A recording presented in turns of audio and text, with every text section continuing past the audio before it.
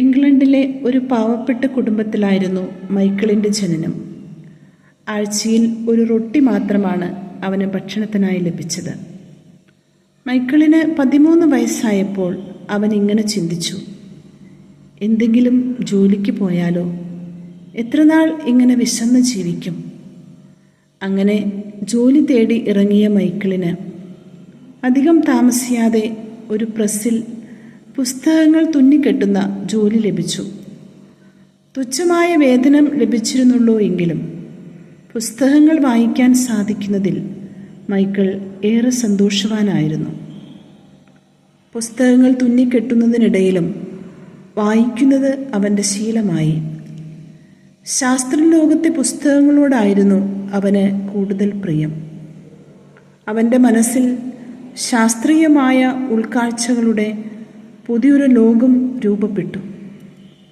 ഇതിനിടയിലാണ് ഒരു ഓഡിറ്റോറിയത്തിൽ ഇംഗ്ലണ്ടിലെ പ്രശസ്തനായ ഹംഫ്രി ഡേവി പ്രഭാഷണം നടത്തുന്നതായി മൈക്കിൾ കേട്ടു. ആ പ്രഭാഷണം കേൾക്കാൻ ഒത്തിരി ആഗ്രഹിച്ചെങ്കിലും പണമില്ലാത്തതിനാൽ ആ ആഗ്രഹം അവൻ ഉപേക്ഷിച്ചു. മൈക്കിളിൻ്റെ ആഗ്രഹം മനസ്സിലാക്കി പുസ്തകക്കടയിലെ ജോലിക്കാരനായ റോബർട്ട് കിക്ക് മൈക്കിളിന് വേണ്ടി ടിക്കറ്റ് എടുത്ത് നിർബന്ധപൂർവം അവനെ പ്രഭാഷണം കേൾക്കാൻ അയച്ചു. 3 ദിവസത്തെ ആ സംഭാഷണം അവൻ്റെ ജീവിതത്തിലെ ഒരു വഴിത്തിരിവായിരുന്നു. അധികം താമസിയാതെ മൈക്കിൾ ഹംഫ്രി ഡേവിയുടെ ശിഷ്യനായിത്തീർന്നു. അങ്ങനെ ധാരാളം പുതിയ കണ്ടുപിടുത്തങ്ങൾ അദ്ദേഹം നടത്തി. പുസ്തകം തുന്നിക്കെട്ടുന്ന ലോകത്തിൽ നിന്ന് മൈക്കിൾ ഉയർന്നത് ശാസ്ത്രത്തിൻ്റെ നെറുകയിലേക്കായിരുന്നു.